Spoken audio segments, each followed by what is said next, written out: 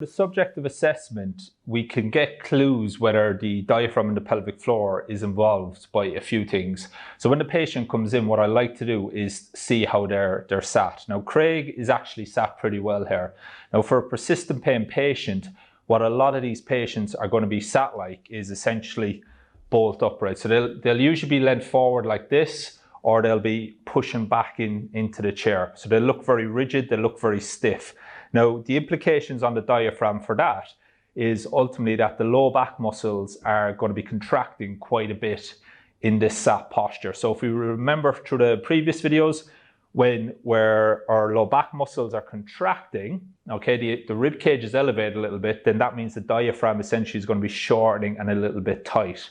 Now, what we want, which ultimately, contradicts pretty much what everyone was led to believe when they were told to sit up straight in school, etc., is we want the person to actually slouch a little bit to get the diaphragm to get a little bit more length in its actual resting position, okay?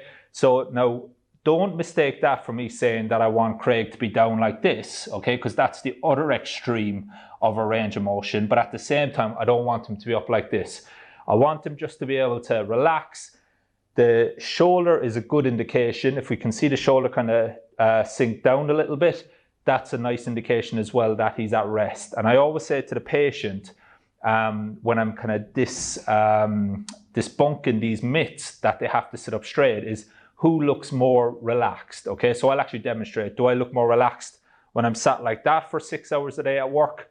Or do I look more relaxed like this? And luckily, every patient so far would agree that I can relax a little, or I look more relaxed in that position. Okay, so that's the first thing, is Craig's seated posture. Now, looking at Craig here, Craig looks quite relaxed. Okay, again, we can see that little bit of protraction of the shoulders, the scapula.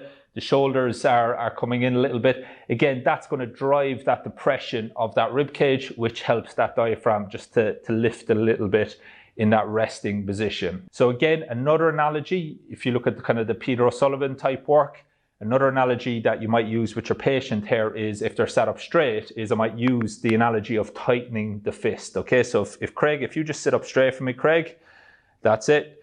And I want you to make a fist. Okay, so again, that's like what your lower back muscles are doing. I might get the patient actually feel. So if you put your hands just along your lower back muscles here that run parallel to your spine, can you feel them working there, Craig? Yeah. And now I just want you to slouch a little bit, and can you feel those muscles relax and go off?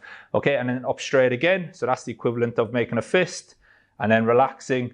That's the equivalent of letting go with the lower back muscles. Okay, so again, the key thing for the lower back muscles to be able to relax here is we want a little bit of rib cage depression, okay? So that's one of the first things I would actually address with a patient, especially a persistent pain patient, before we even worry about any of the assessments or any of the hands-on stuff. It's a great opportunity to get the patient to relax, get them out of fight or flight, get them into rest and digest. So then we can actually just quieten their mind a little bit, so they can actually, number one, answer the questions that we want them to answer, but number two, that they can actually listen to us.